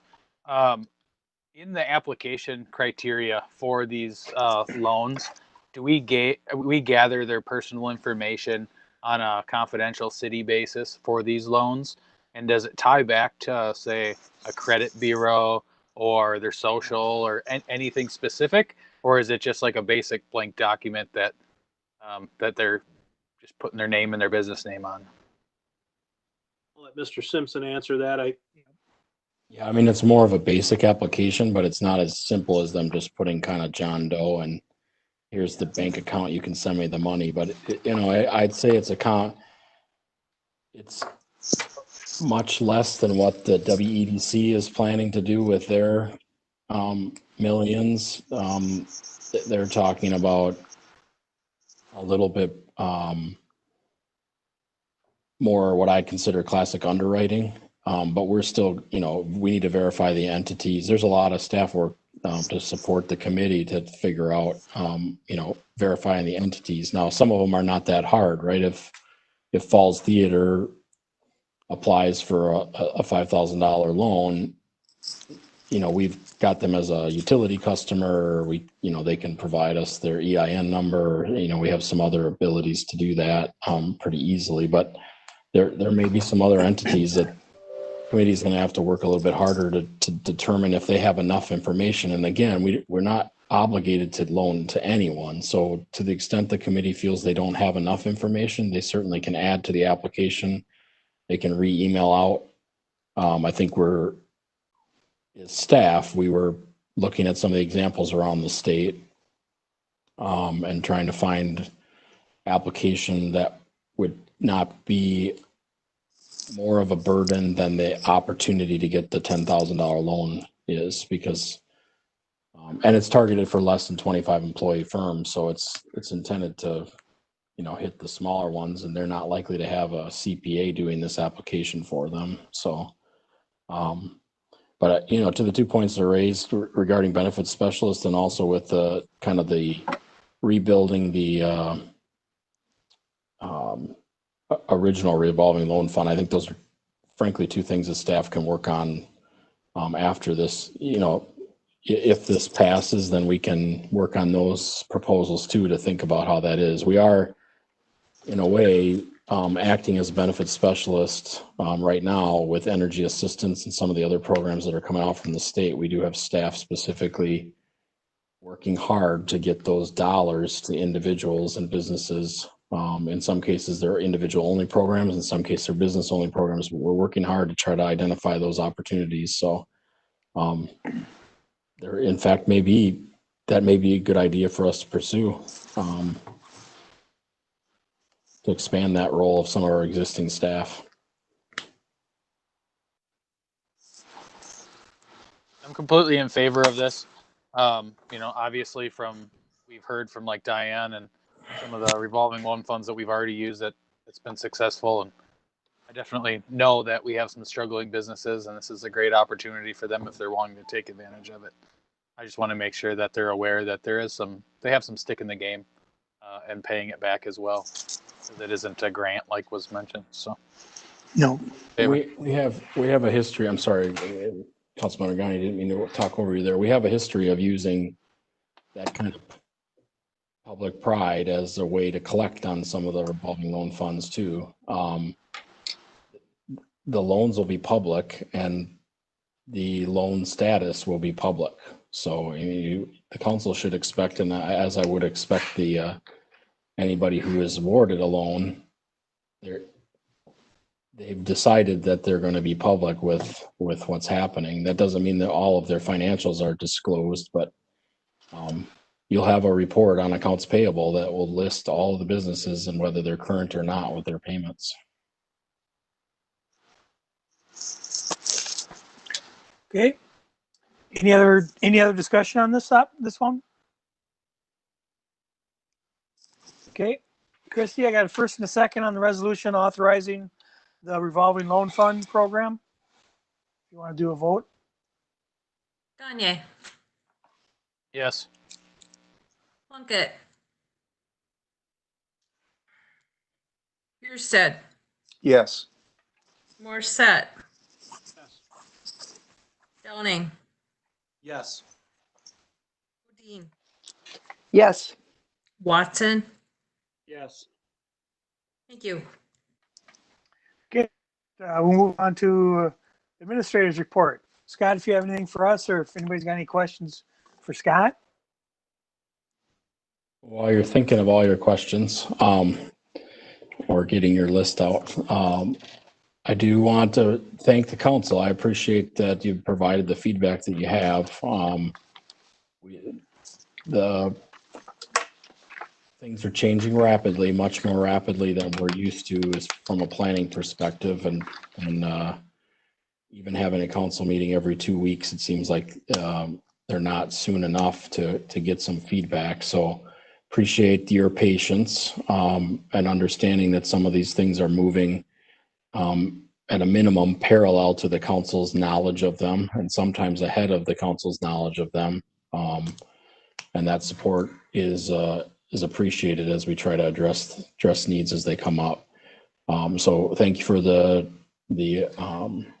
direction on the CIP and the strategic initiatives this evening. And those are kind of good for us to have alignment as an organization, from the elected leadership on through the organization. And then often as much of importance, and you touched on that with the volunteer aspect, is our partners are also looking to understand where we're at. So this is helpful for the university, the school district, nonprofit community, and others that are looking to understand kind of where the city is at, where we're putting our efforts. That doesn't mean if opportunities don't come up that we can pursue that makes sense, that we won't do that, but we do try to stick to our plan as much as possible, because we frankly just feel that's the best way to actually get things implemented, is to do that instead of moving quickly from different things. This has allowed us to demonstrate a little bit of our nimbleness though, because you can't, we haven't been able to stick with the plan on everything, so to speak. It was mentioned in public comments this evening, and it's also included a little bit of reference to it in the administrator's report regarding the Powell Avenue bridge, which is named the Hovde Bridge. That was a bridge installed by St. Croix County, and it's been jurisdictionally transferred to the city under some agreements related to Radio Road and others. That bridge is had some pretty quick deterioration, according to the inspection reports, to the point that we have limited weight on it, and we're in the process of understanding the funding plan for that. Typically, those bridges are 80-20, so they're 80% federal and state funded and 20% locally funded. And so we're moving rapidly to try to understand. We did not anticipate replacement of that bridge within the next 10 years, but it certainly looks like that may be the case.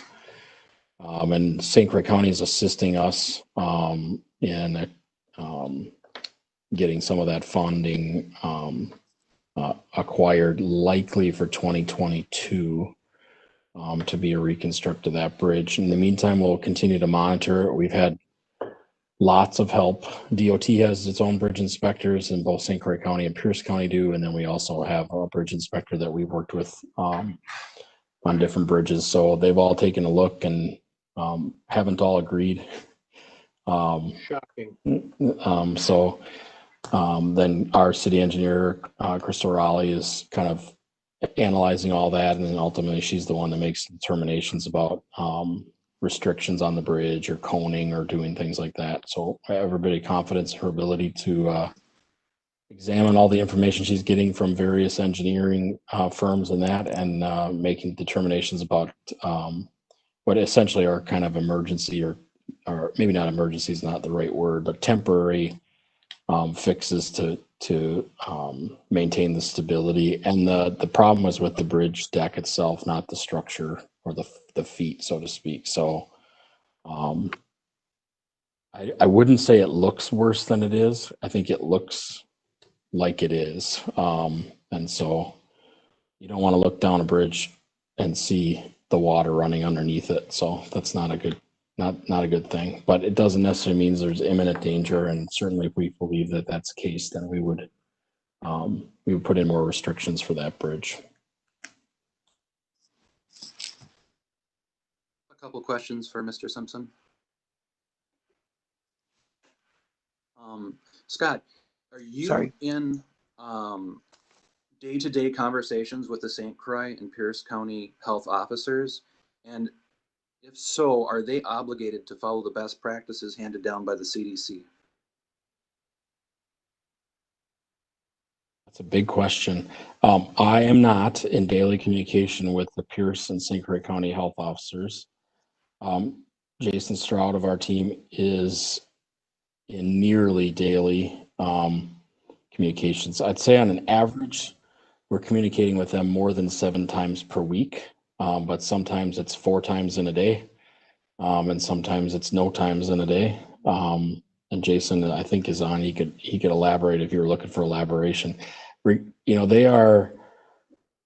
I don't believe that their authority comes from the CDC. So I would say that they are not obligated. But we do have 2 public health officers who are, morally, ethically, and professionally pretty solid from all accounts that I've had interactions with them. And it's not likely that they would go against federal guidelines that they felt were reasonably issued. So I think your question was, are they obligated to do the best practice of the CDC? I don't believe that's the case. They certainly have some responsibility to the state and the rules passed down by the state.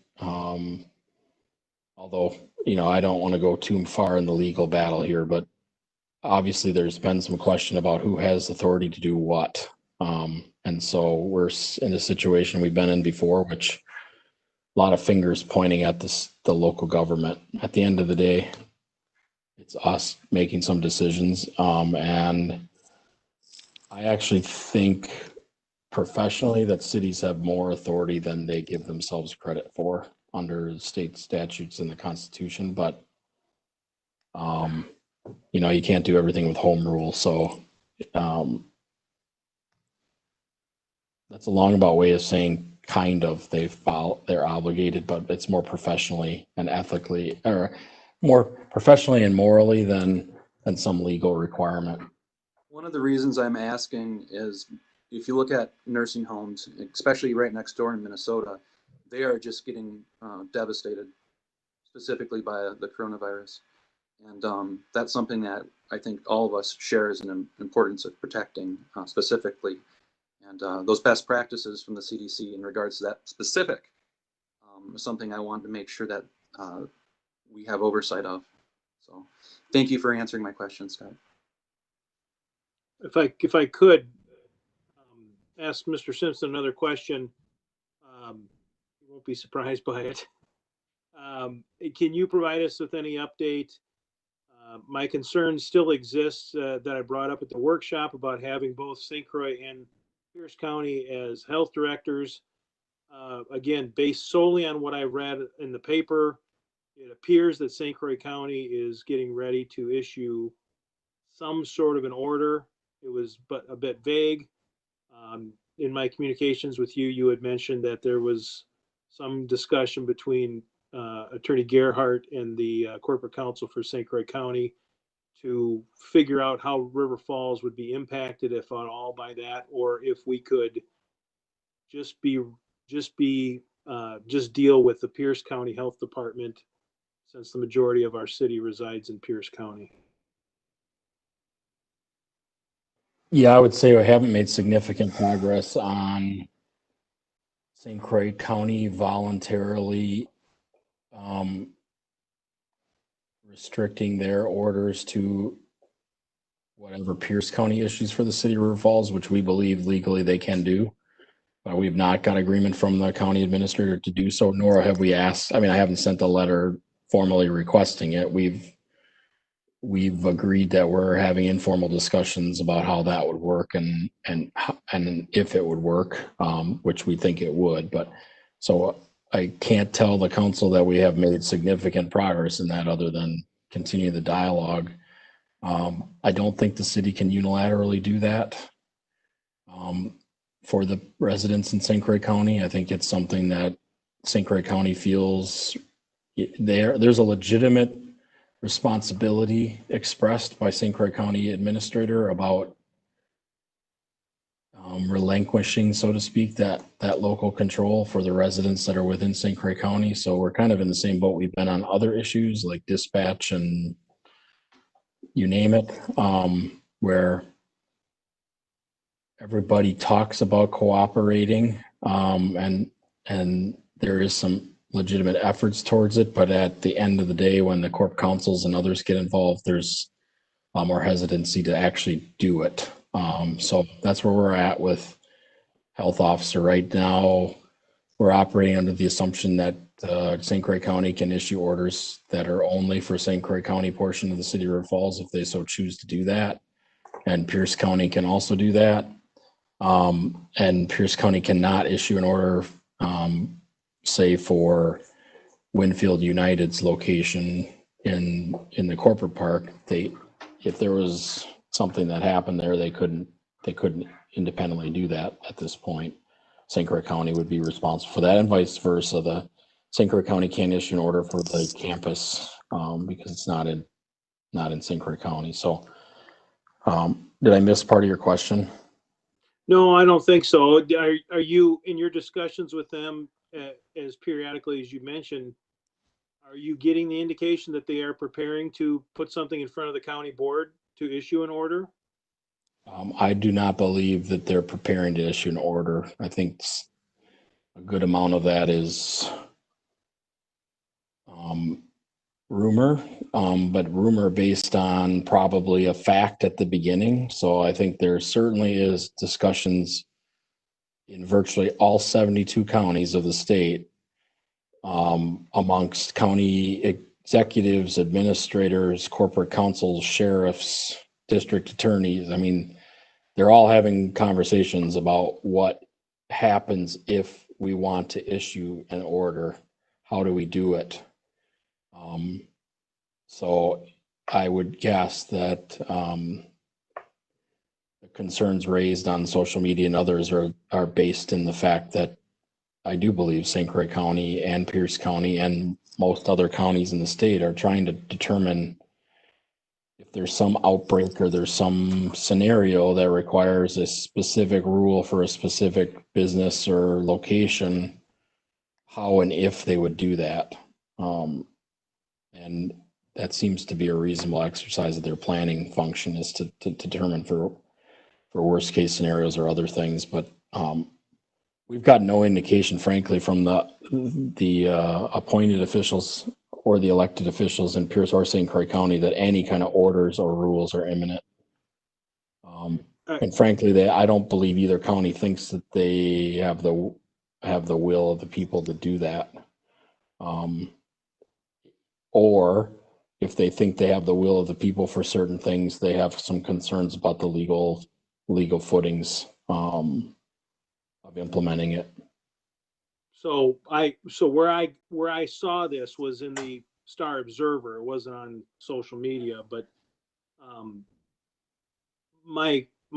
guess my point is that we heard at our workshop when I raised this question or this concern, we heard at the workshop that their approach was going to be more regional in how they would implement. So it would be a 9-county area or something like that. What I'm concerned about is that that's now out the window and it's every man for themselves, so to speak. And now that are St. Croix and Pierce County still having those conversations that we're just not seeing or being told about, which I understand. I'm not being critical of that. I just get the feeling that everybody's starting to go their own way. Yeah, I think that both counties have a heightened awareness of River Falls. So I don't think they're going away from it. I think they went at it aggressively. And there was this thought of a 9-county area and how would we do that? And then a variety of factors got in the way of that, right? Supreme Court case and personalities and individual politicians and constitutional officers and department heads and other people having different opinions about things. But I would tell you that I think Pierce and St. Croix County still believe that their fates are somewhat tied together. And they certainly are not, to the extent that they can. I don't think they're trying to cause additional pain for the city of River Falls, but to be honest, either county seems to think of us as the big dog. So, even though we're the largest city in either of the counties. So that's been a problem we've had in the past. Mr. Mayor.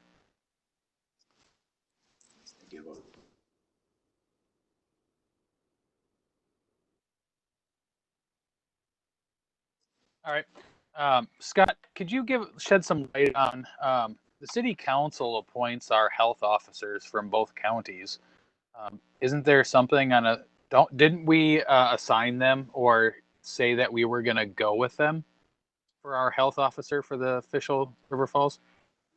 We did, but the authority under that appointment is not related necessarily to some of the things that people are seeing health officers do under their county, So it's for the city ordinance type health officer stuff. So maybe nuisance ordinances or health violations that would somehow come under circumstances that they wouldn't automatically have under their county. But I think, frankly, there's some debate about that too. I've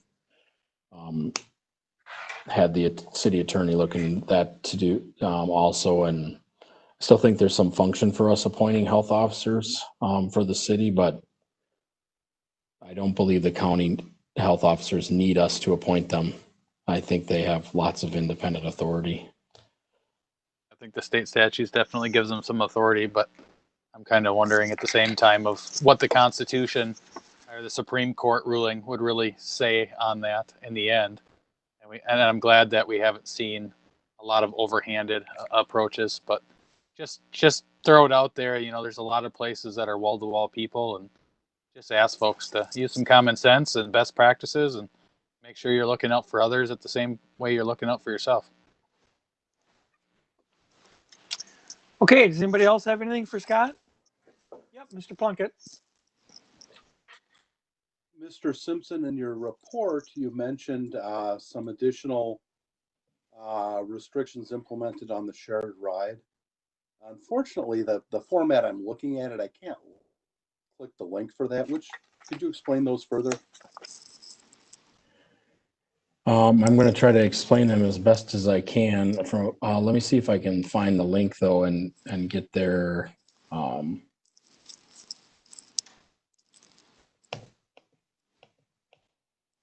think I'm having the same difficulty you are, so we didn't pick on you, Mr. Plunkett.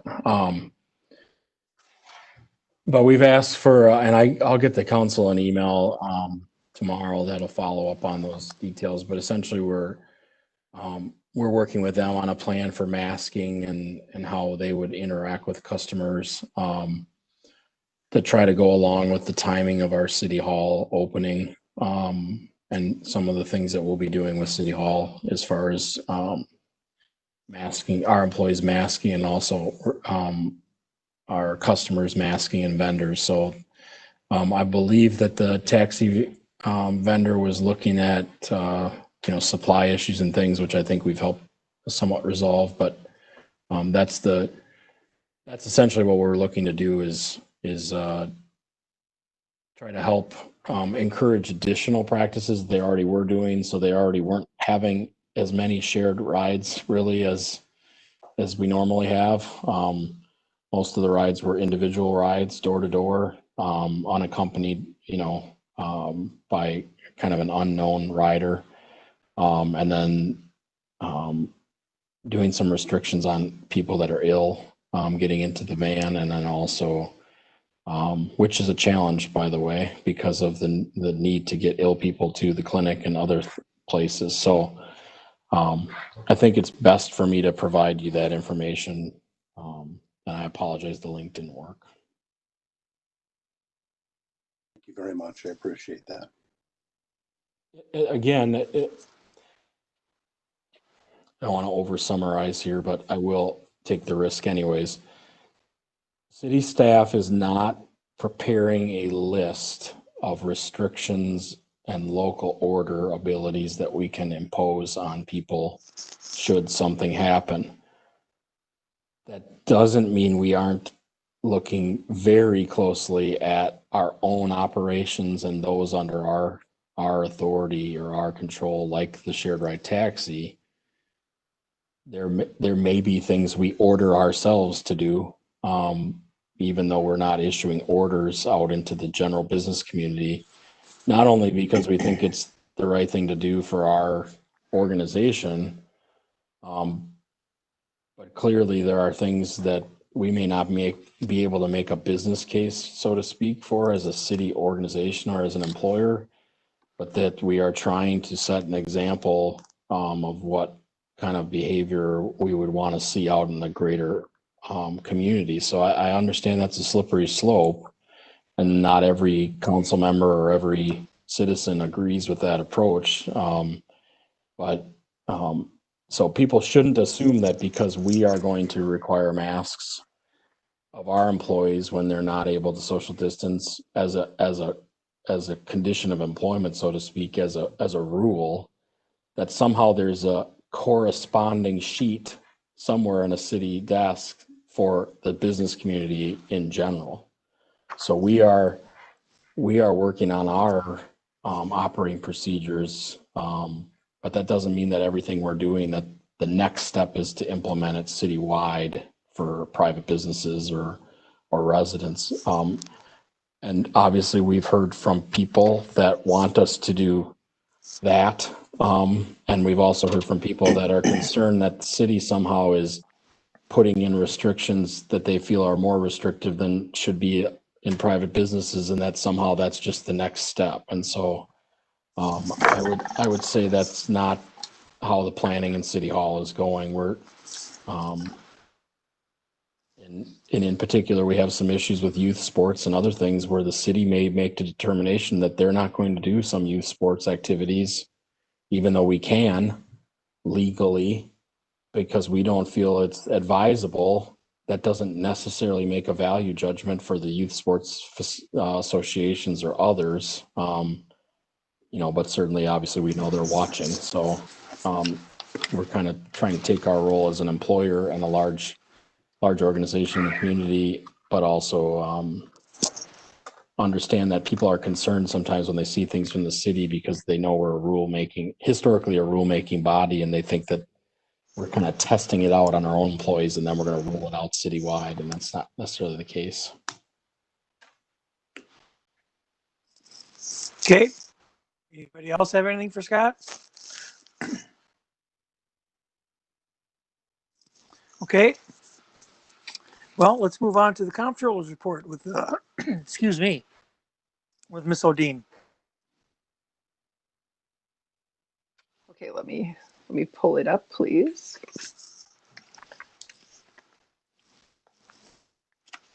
Too many screens. Okay. Yeah. Comptroller's report for April 2020. General fund revenues through the end of April were $3,926,933, or 36% of total budgeted revenues for 2020. Revenues in April included $180,586 in transportation aids and annual lottery credits from the state of Wisconsin, and $16,250 in subdivision fees. Expenditures for the same period were $2,965,661, or 27% of total budgeted expenses for 2020, for a net of revenues over expenditures of $961,272.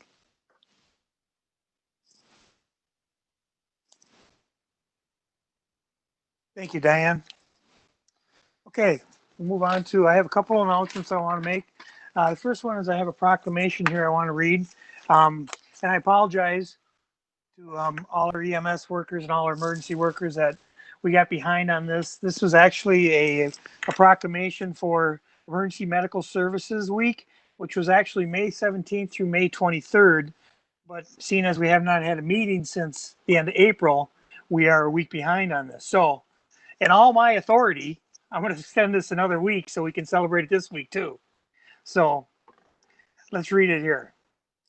Whereas access to quality emergency care dramatically improves the survival and recovery from sudden illness and injury, and whereas emergency medical services are a vital public service to the people and communities of Wisconsin, and whereas EMS providers are ready to provide life-saving care to the community 24 hours a day, 7 days a week, under ordinary circumstances and during times of unprecedented challenges to public health. And whereas EMS providers are on the front line of the COVID-19 pandemic, providing critical support and services. And whereas the EMS system consists of first responders, emergency medical technicians, paramedics, emergency medical dispatchers, firefighters, police officers, educators, administrators, pre-hospital nurses, emergency physicians, trained members of the public, and other out-of-hospital medical care providers. And whereas, now more than ever, community members benefit daily from the knowledge, skills, and selfless dedication of these highly trained individuals. Now, therefore, I, Mayor Dan Tolan of the City of River Falls, do hereby proclaim the week of May 17th through the week of May 17th through the 23rd, and the rest of this week, as National Emergency Medical Services Week, and call upon the community to observe and to recognize the invaluable contributions the EMS professionals make every day of the year. And then one other thing, I have an appointment I'd like to make. I'd like to reappoint John Longsdorf through April of 2025 to the Police and Fire Commission. Mr. Mayor, I move that we approve your appointment. Second. Favor? Aye. Aye.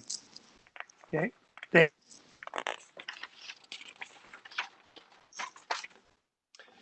I have a question for Christie. Is there, Is she Christie? still on? This is Todd. Hey, is it possible in our packet to put the page numbers on each of these items? Because when I moved my council packet into iBooks, so I've got all the pages across the bottom, but I'm forever looking for them. Is that possible?